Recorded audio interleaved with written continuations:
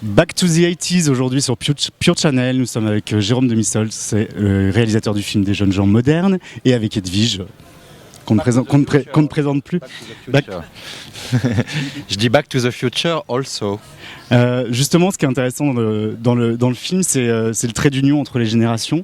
On apprend vraiment, pour ceux qui n'ont pas vécu, à rentrer dans cette folie des années 80 et toute cette vague post-punk grâce à des jeunes d'aujourd'hui, on peut dire. Oui, c'est-à-dire qu'ils sont fascinés par cette période, donc ils sont nourris musicalement et je dirais presque au niveau mode de vie par ces années-là. Et donc, effectivement, l'alchimie du film, c'est de faire revenir à la vie. Ils sont toujours restés en vie, mais en tout cas au cinéma, des icônes des années 80 et de leur faire rencontrer la vitalité et la vitesse de la jeunesse d'aujourd'hui. Et donc c'est le chatoiement, le côtoiement de ces formes dans la nuit qui va donner le film. Et c'est vrai que Edwige et 69 apportent, je dirais, le mécanisme du film. Après, ils s'y abandonnent, ils font de l'éclat, ils nous laissent des moments absolument inoubliables, voire même par moments, j'ai employé le terme vampire, ils vampirisent un petit peu le réel d'aujourd'hui par leur romantisme et leur beauté d'hier. Et comment s'est fait la rencontre justement avec les jeunes d'Entrisme qui sont un peu le fil conducteur du film et qui nous emmènent, qui nous prennent un peu par la main? Alors c'est très simple, en décembre 2008, l'exposition montée par Jean-François Sens et Agnès B part à Hong Kong. Et pour le vernissage, ils invitent This Is Pop, qui est le groupe de Mathieu, le leader des Entristes, et ils invitent 69, l'exécuteur testamentaire d'Yves Adrien. Et moi je dis, attendez, je prends pas de fric, je m'en fous, payez-moi le voyage, peut-être que le film, il y a une occasion de le démarrer là-bas. Et donc on filme un petit peu le vernissage, il n'en reste aucune image du vernissage dans le film, sauf que, off le vernissage, on part dans la nuit, on part dans la jungle de Hong Kong, et naît un film, je sais pas, dans des garages où des jeunes répètent la musique, où effectivement, il y a une... 69 redécouvre que même ces jeunes-là sont pétris de la culture qui faisait vibrer. Lui le faisait vibrer à 20 ans, même les 60s, Brian Jones, tout ça.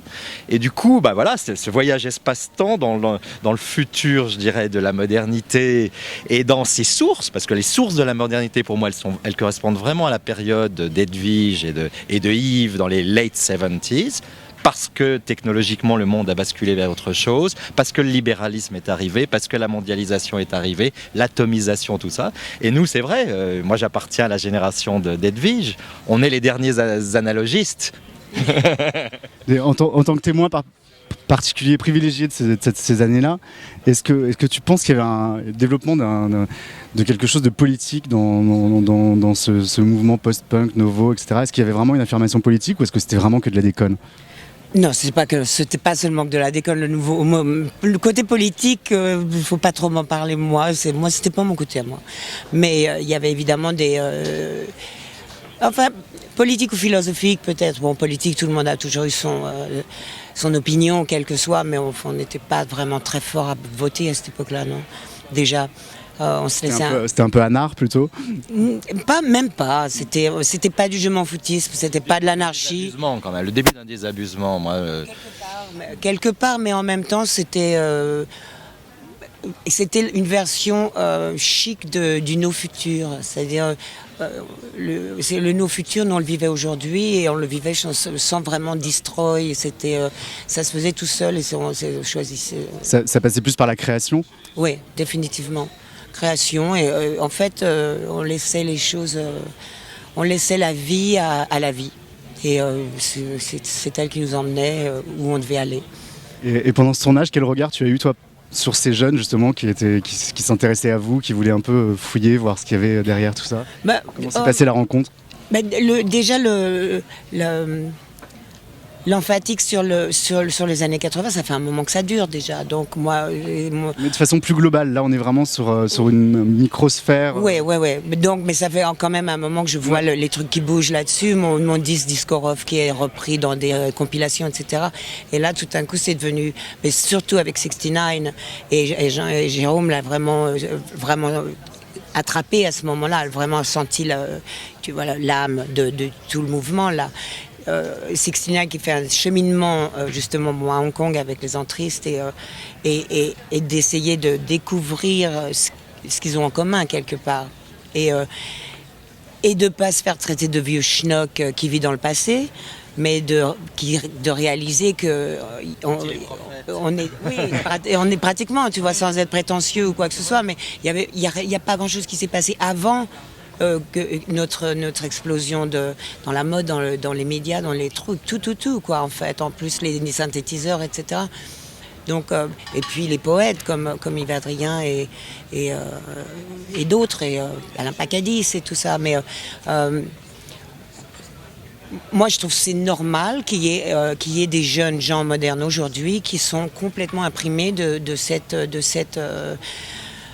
époque ou de cette essence, de cette énergie. C'est normal. Moi, si je devais y retourner, si je devrais le revivre maintenant, je le revivrais maintenant parce que il y avait vraiment du mouvement, quoi. Même si c'était du mouvement interne, il y avait du mouvement. Il y avait du mouvement dans la mode, il y avait du mouvement, il y avait du mouvement dans la politique, mais ça je m'en foutais complètement. Mais il y avait du mouvement dans la mode, dans la musique, dans l'art, les peintures, etc., l'art, etc. Donc je trouve ça normal si j'avais 20 ans aujourd'hui que définitivement, absolument, je m'accrocherais à un passé comme ça, quoi. En fait, il y a des gens qui sont dans les 50s et pour Elvis, etc. C'est génial. Moi, j'ai directement là-dessus, quoi, en fait, sur cette explosion-là. Jérôme, il y a une scène que j'ai trouvée particulièrement touchante dans le film, c'est quand tu filmes Lio qui écoute Yves Adrien au 69, qui lui lit un texte qu'il avait écrit à l'époque sur son arrivée dans ce monde, en fait. Et le texte est fabuleux et la réaction est assez géniale. Enfin, il se passe quelque chose.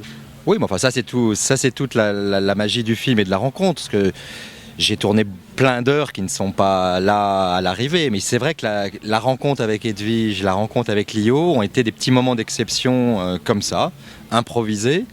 Et c'est vrai que je crois que cette lecture de ce texte en particulier, qui est quelque part la lutte de deux coqs pour essayer de conquérir le cœur d'une jolie petite nymphette, qui était la Lio de l'époque, arrivant à je sais pas quelle heure, Edwige étant au bar et essayant de la séduire avec leur look et leur dandysme. Oui, quand même. Comment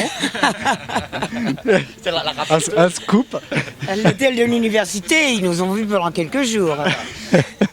Et c'est vrai que ça l'a ému, mais c'est incroyable. Elle se met à pleurer, elle dit, mais oui, c'est incroyable comment tu avais décrit cet instant. Elle revit la scène. Elle revit la scène, c'est juste inoubliable. Et après, c'est beau comment elle enchaîne sur Jacques No, qui était quelque part son mentor musical, et qu'elle dit que c'est son David Bowie à elle, et que du coup, après, 69 raconte qu'il s'est enfermé pendant 30 ans, et comment, à la fin, il termine enlacé, les bras l'un de l'autre. Et moi, je trouve ça très, très joli, cette idée que ça a tissé quelque chose au niveau humain, ces années-là, qui fait que c'était quand même plein.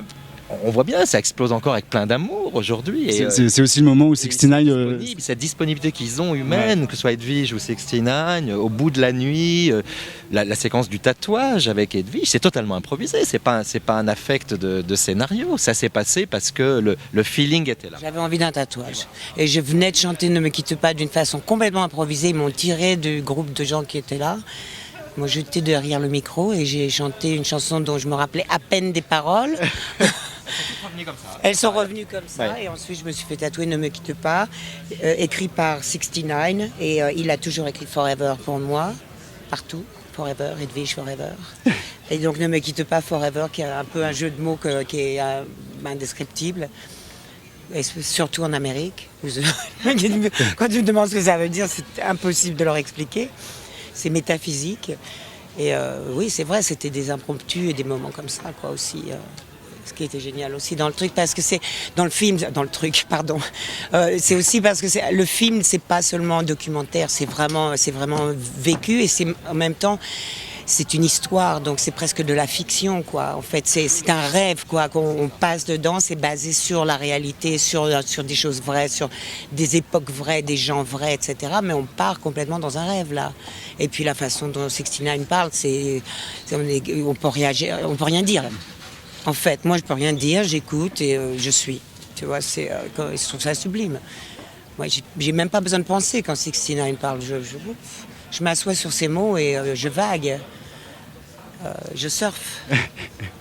Et quand est-ce qu'on pourra voir le film? Est-ce que tu sais comment il va être distribué? Est-ce que c'est décidé ou c'est là on est juste à la première à Cannes? Ce qui est très beau, c'est qu'on a trouvé un distributeur international avant de trouver un distributeur national, et que je suis très heureux, c'est l'équipe de Memento Film, ils adorent le film, ils défendent aussi Naomi Kawase, ils ont un très beau catalogue. Et je trouve assez beau que ce film commence sa vie de manière internationale, il va aller dans des grands festivals de par le monde, en Asie, etc. Et que après, tout naturellement, je sais qu'il y a 4-5 diffuseurs qui l'ont vu à Cannes, c'est en discussion. Après, c'est des questions de qui met le plus sur la table, au niveau promo, etc. Mais il sortira pas avant, je pense, l'automne, c'est clair, ou le début de l'année prochaine. Donc rendez-vous a priori dans les salles en automne pour découvrir des jeunes gens modernes de zéro. Voilà. Merci beaucoup. Merci.